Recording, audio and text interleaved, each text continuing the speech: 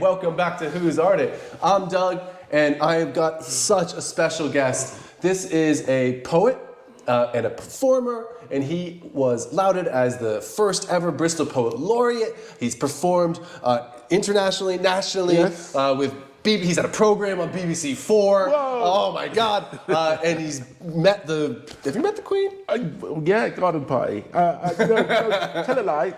Not at the garden party. I met Charles and Camilla at the garden party, but the Queen came for her Golden Jubilee to the M Shed, and they had dinner there, and I was invited. And I said, "What for?" And they said, for services to community for poetry. And I went, what? And we want you to come and have dinner with me. I must confess, though, I almost forgot to introduce him. Miles Chambers! When's he coming? Oh, it's me. So we have been having a good laugh talking about life. Whoa. Death, philosophy, I was looking God. at the work. Yeah, it's beautiful to have you here. Yeah, thank you. So how you feeling today? Good, yeah. Good. I've just been shopping, chilling. We are recording this in a shopping mall, if you didn't know. Oh, right, yeah. So am I looking here or there? Look wherever you want. That one will be like looking eye contact with the people. Okay. That one will be your camera. So my camera. That's on you. Yeah. And that one will pick you up. All right. But can that still pick me up? Because it looks like it's looking at the flower. It'll pick you up, but it's more at me. And then... So that one's centered on me, that one's centered on you, that one's centered in the center. And I can look at you as well. You can look at me. Okay. But if you're talking to people out there, then boom. Talk to them. Okay. But if you're talking to me, talk to me. All right. Yeah, good. Okay. So how you doing? Good, really well. I'm feeling good. I'm sort of intrigued by you, really. I kind of came to be interviewed, obviously because you asked me to be interviewed, but I more came to see what you're up to, you know.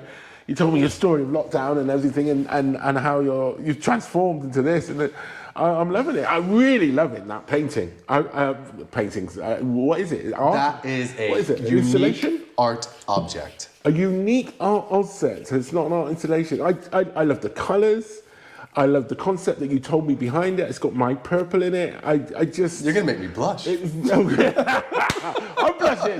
I'm blushing. It just really speaks to me visually. And You guys can't see it. The only thing left is the price. You can't see it. So I mean, you should show them. This is about you. No, well, it is about me. You. And that's a painting I like. Okay, I will. Oh, you can do it now. Don't put it on camera. It's about me. It's beautiful. All right, this is I don't know why it's beautiful, but it's beautiful. This is the piece he's talking about, guys. Yeah. So it's called Brushes. Yeah. And does it go that way? Does it go? Well, it technically goes that way. It was on the wall like that, wasn't it? Yeah, it goes like that. Beautiful. Yeah. But but you could put it flat. Okay, no, I'd want it like how I wouldn't put it upside down though. That would make. Okay. Usually I let people hang my work however they want, but this one I feel a bit more attached to the black. Yeah, I would have it how I saw it up there. Yeah, that's how I built it that way. Oh, thank you. Beautiful. Yeah, I mean, for those of you who know and have seen my work, my price tags are not the cheapest. No. 3 months to do one brush, is that right? Yeah, about that. Gosh. Yeah. And I tend to do them in stages too, so it just takes... It just takes. Try and see if I can do this and, come up with a deal. I can see that in my hallway. I can. Just don't bump it. Maybe not the hallway then. I have to be in a room where I'm not running around. So what have you been running around doing? Writing, performing. We've just finished. I wrote an opera. Okay, so wait, you wrote an opera? I wrote an opera. Yeah. So what's a poet doing writing operas? Good question, but it's not opera poetry. It's a song. So you're not called a poet when you write an opera. You're called a librist. Yeah, if I pronounce that right, librist. Yeah. 5 years ago. I think I'm going to title this video, Miles Chambers tells us about his liberisto. Liberisto. Yeah, why not? So 5 years ago, as the producer reminded me at the opening night last weekend, I was on a Radio 4 program called Only Artists. I was being interviewed by Tom Morris, who is still the artistic director for the Bristol Old Vic. Oh, we just interviewed him last week. Oh, because we were at Little and Mall. Yeah. Of course, yeah. So Tom was talking to me. We were discussing the theatre, the history of theatre, the diaspora, the black portrayal and representation of racism in Bristol, and that diasporic story, and also the theatre and why and if or does it contain stories by black people for black people, and haven't they got stories to tell? So, and within that, I performed 2 poems, Bristol, Bristol, and I Want to Be Treated Normally. I'm out, and I've got a message for Bristol. Bristol, Bristol! The city that was built on the bricks of heroic hardship. Bristol, Bristol, the place of dreams, of possibilities, a place of creative aspiration. I love both of those. Oh, really? Yeah. I can tell you Want to Treat Normal later. Oh, both of them later if you want. Yeah. So the artistic director for the Welsh National Opera, which is like the Royal Shakespeare Company of Opera, was driving in his car, listening to Radio 4, heard me, stopped the car and said, I want that guy in my opera. Literally, this is what he told me. So he consequently sent me an email, brought me in for a meeting with Maris, the producer. David was the director. Very posh, sort of middle class man, but yeah, creative and likes pushing the barriers and taking risks. And they told me about this opera, which was about migrations, where they wanted to try and write a story, or stories, because it's 5 stories. I've written one of the 5 stories, okay. Where it incorporates the stories from minorities, and because when you talk about migration, it will involve a minority, although we do tell the Mayflower story, and the Pilgrims, and they wanted to get more people of different ethnicities to start to attend the opera, act in the opera, sing in the opera, direct in the opera, musically compose in the opera, and our migrations was an attempt at doing that. A bit like Lion King being, I think Lion King has got the largest black cast in the history of any theatre production, and they wanted to get more black people involved in acting, singing, and more black people going to the theatre. So I mean, I know. For those of you who don't know, the Migrations, that's the name of it, right? Yeah. So Migrations has premiered at the Bristol Old Vic, which is the oldest. No, it hasn't. No, I thought it premiered. No. What happened? It has premiered, but not at the Bristol Old Vic.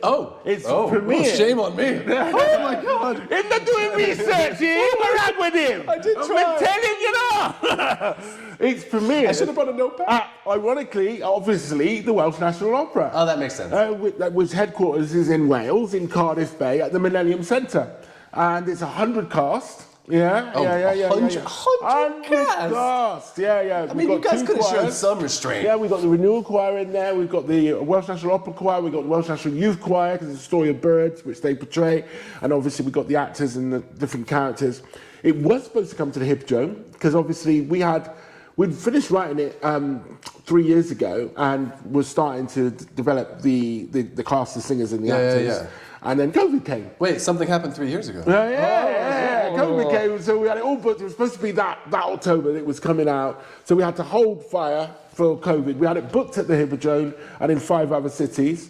And then after COVID, we lost the booking for the Hippodrome because some other big production got that booking. The Lion King. And so it premiered at the Welsh National Opera. It's going to come for last weekend for 3 nights and 2 days. It's then going to come back to Wales. Did it have the response that you hoped? I mean... it was a full house. 2, we had all the press there. We had The Guardian, we had The Times, we had the Opera magazine, we had about 20 different... And we've all had really, really, really good reviews. I got one of the reporters' names wrong. I can't get her name wrong, but she wrote an excellent review about new writing, about the story, about the standard of the acting, about... When it opens up, it's like a Dutch painting, from the Renaissance. The way it's lit, because you've got the whole 100 cast there on stage, and it's just very sort of romantic. So if you want to go find out more about this opera, we'll have all the links down on the description here on the YouTube. If you like this content Yeah. and you want to support us, what we really need is that subscribe. So please click like, subscribe, share. You can find Miles on mileschambers.com. Mileschambers.co.uk. Mileschambers.co.uk. We'll have links below as well. Yeah, but on Instagram, it's Miles. Yeah, we'll do the plugs later as well. Sorry. But halfway through plug because you deserve it. Can I ask a more serious question? Yeah, go on.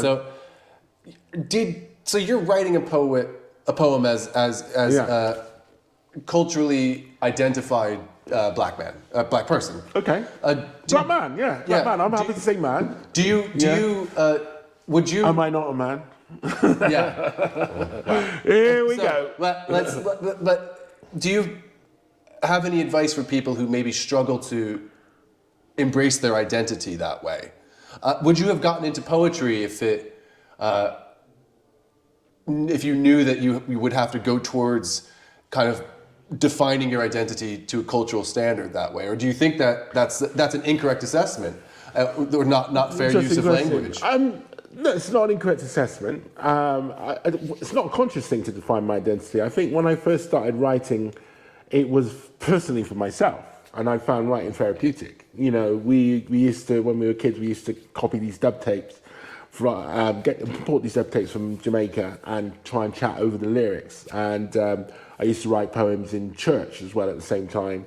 And, you know, in my early 20s, I constantly get invited to weddings, and I would try and make up a poem about the bride and groom, and say this poem at the wedding. Normally because they'd invite me to the wedding service and not the reception, and it's at the reception where the food is and the wedding cake, and it's like this Jamaican rum cake, which is absolutely delicious. I know where else you can get it. So I thought, I'm staying for the reception. I'll write a poem and they'll let me stay, which normally works. But that style of writing, coupled with obviously the dub tapes when we were youth, you know, I call it dub poetry, and obviously the polishing it when I was at church, because we used to go to church when we were younger every week, all the time, and write all the time.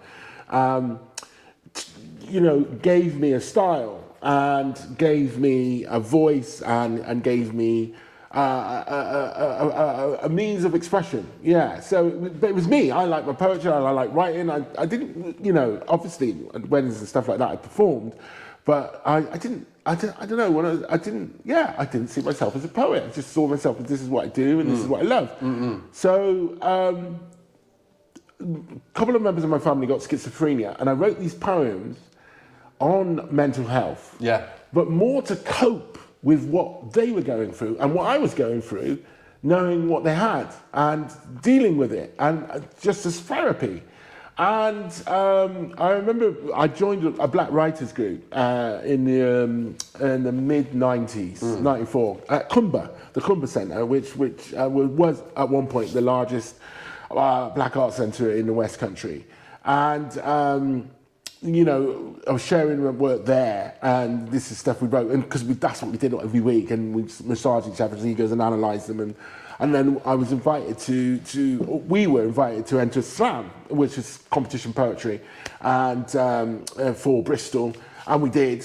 And I was choosing the poems I should write, and one of the guys that was organising Slam said, "Do this one," and I said, "Well, no, I couldn't possibly do that. Yeah. It's personal. It's not for performance." And he said, "No, do that one. It's real. It's passionate. You wrote it from the heart. It's about, you know." And I did, and so I ended up winning the Slam, and ended up winning several Slams with this material, and representing Bristol and Britain against an American slam team, or the best of America, at the Bristol Old Vic. Yeah. So that told me that it was born out of me as therapy, using writing as therapy, because writing, it does heal, just as music heals you. Yeah. And from that, I found that my strongest pieces were about identity, were about race, were about, you know, what was going through mental health and this kind of stuff. And so I was quite passionate about identity and race, and obviously joining a black writers group back then allowed us to explore that and to articulate that and to express that. in a safe space with others that had feeling the same way. So coming out of that, I suppose, ironically, when you look back or look at me, you think he's into his identity in his way. But it wasn't. It was about expressing what you're going through, how you feel, coping with it, seeing it every day, and I suppose that's what I want to be treated normal is about. Yeah. Some technical difficulties. Oh, we lost the main camera, Captain. We lost the main camera. Captain, we lost the main captain. Oh God! Oh God! Oh no! Please, subscribe to our channel. You buy this painting. If you buy this painting, you get a new camera. If you buy this painting, I will buy a new camera. Please buy this painting.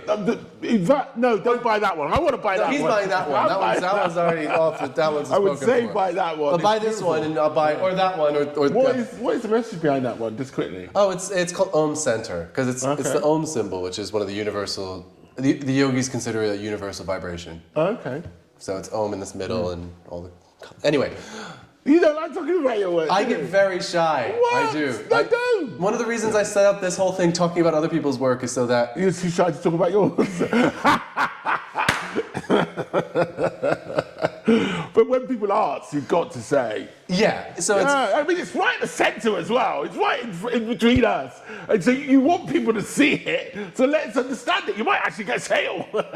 I mean, Mike, It's got the three thingies. What was it? The three cores are it's black and white to represent life and death. Right. There's a bit of white in the black and black in the white, which is to represent that there's always some crossover there, which is the yin yang principle. Yeah. And then it's got the 7 colors of the rainbow, which represents the chakras, but also the journey between life and death, and also represents a kind of critique of human perception because we think of ourselves as so good at perceiving, and we look at light and think it's white light, but actually, if you put it through a spectrum, it's multiple different colors. We just can't see it. Wow. So, yeah. And that's what this is. So that's this is life then, basically. That's my idea. That's my visual representation of what our experience of being alive is. Yes. Oh wow. So powerful then. Once you know all that, painting takes on a completely different meaning. Well, I thought it was like I don't know, homage to the NHS. I've had people. I think there's a universality to rainbows. Okay. Rainbows again expose a lot of those things that I was just saying about how our perception is flawed. We see it as very beautiful because we see kind of maybe past the veil, and also they're one of the few cultural icons that I've yet to find a single culture on Earth that has negative associations with seeing a rainbow. Okay. Whereas almost every other thing in humanity has some kind of mixed messages with perception, but rainbows are this universal icon of something that everybody sees as a positive. Maybe that's less true with some people's relationships with the rainbows. Currently, we are in Pride Month making this recording.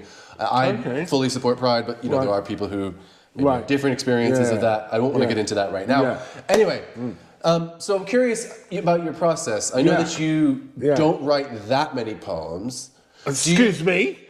Well, you don't write that many poems that you perform. The ones you write are very carefully crafted, from what I understand. Oh, really? I need to write more. I wasn't. No, a poet should write every day. A poet should write every day. I wasn't trying to say because when it comes, it comes. I know. When it comes, it's great. It's great that you say that. Thank you. I feel much better now. No. I wasn't trying to be. No, but what I was wondering about is what does the process of feeling inspired feel like to you? And does it change when you have a commission that's pushing you to write versus that internal drive of saying, I need to get this out? Obviously, it's if you've got a commission to write, you have to.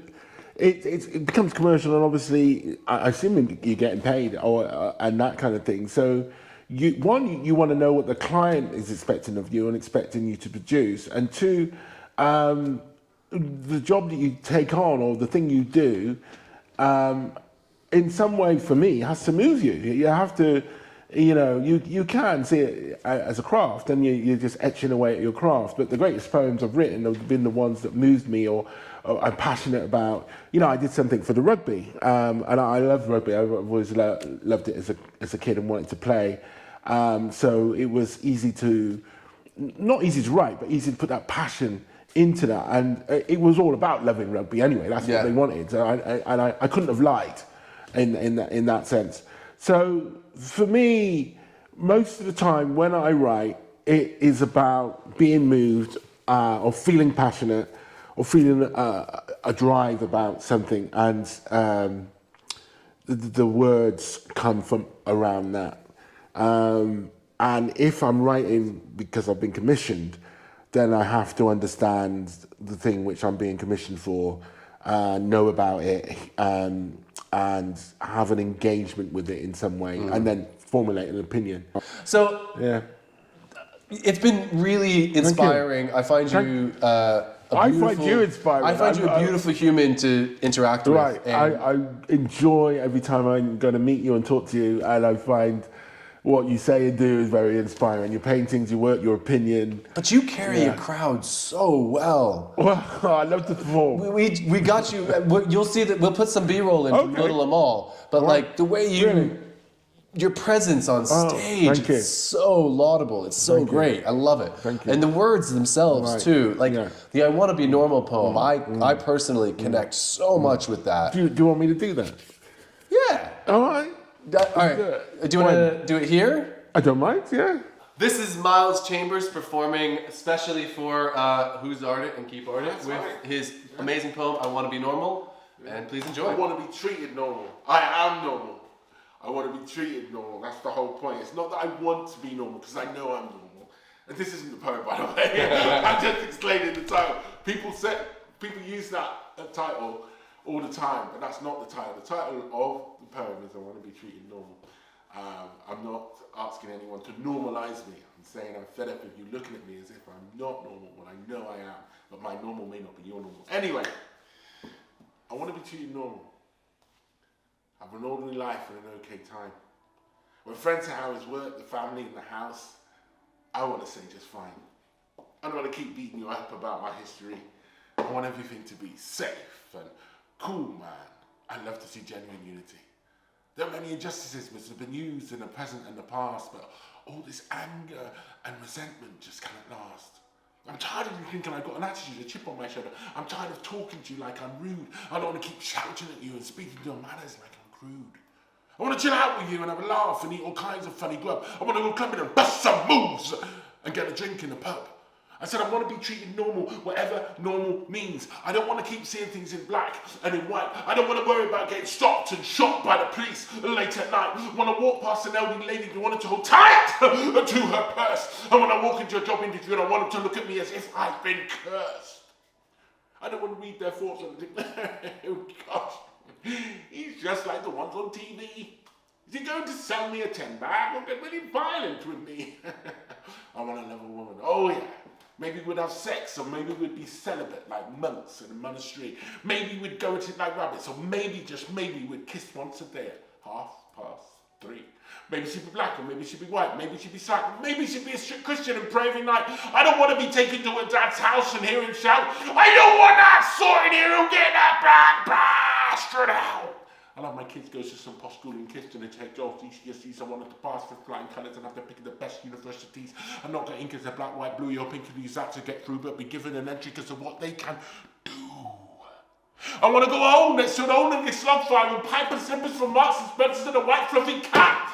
I want to listen to Beethoven and Bob Marley and R&B and gospel and the Lion of Judah and pointed on my living room map. I don't want to debate on proportional representation and positive action consortium and all that old hat. I don't want to define my identity by ticking some box like some misguided brand. I'm tired of being a statistic, of belonging to this and that ethnic group. I want to be recognised as normal, play football on Sundays, and eat boiled down chicken and oxtails. I want vending machines. We sell Rubicon mango juice and Jamaican fruit punch offers. I want curry goat flavoured pot noodle and Sainsbury's jerk chicken sandwiches for my lunch. I'd like to order Jamaican seasoned fried fish takeaways in reams and have meals delivered to my house from Tesco made from salt fish patties and greens. I'd like to think if my mates, my brethren, my spars all wished, they could get a degree. They'll get high-powered jobs in the financial centre of London City or become decision-making executives on network TV. Am I being realistic? Was it not that kind of place?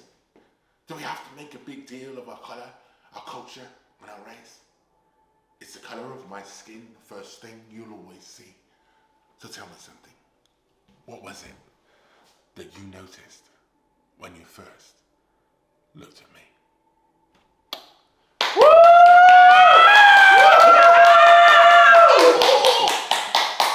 was great. That was great. I love it, man. That was great. Yeah. Thank you so much. That's all right. All right. That's all right. Yeah. That's it. That's it. That's it. That's it. That's it. That's it. That's it. That's it. That's it. The camera's too hot anyway. The camera's too hot.